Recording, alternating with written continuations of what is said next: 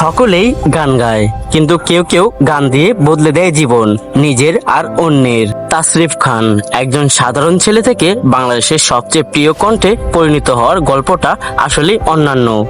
তাসরিফ খান নামটা আজ শুধু একজন গায়কের পরিচয় নয়, বরং হাজারো তরুণের অনুপ্রেরণা।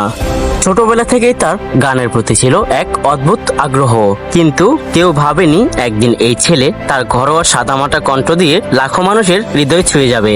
বন্ধুরা, ব্র্যান্ড দিয়ে শুরু করা তার সঙ্গীত যাত্রা একেবারেই সাদামাটা ছিল।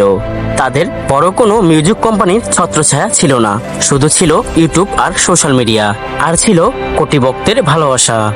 তাসরিফের গান মানে এক টুকরো ব্যথা, ভালোবাসা আর বাস্তবতা। পথ চলা, অভিমান, মন, এই গানগুলো শুনলেই বোঝা যায় সে শুধুই সুরের জন্য গান গায় না, সে গান গায় আত্মার গভীর থেকে।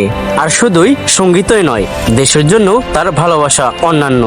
সিলেটের বন্যার সময় তাকে দেখা গেছে বন্যার্তদের পাশে দাঁড়াতে, সাহায্যের হাত বাড়াতে। জনপ্রিয়তার পেছনে লুকিয়ে আছে এক সত্যিকারের মানবিক হৃদয়। তাসরিফ খান প্রমাণ করেছে স্টেজ বা স্পটলাইট ছাড়াও একজন শিল্পী মানুষের মঞ্চে জায়গা করে নিতে পারে। সে শুধুই গান করে না, গান দিয়ে জীবন গড়ে। তাসরিফ খান একজন সঙ্গীত যোদ্ধা।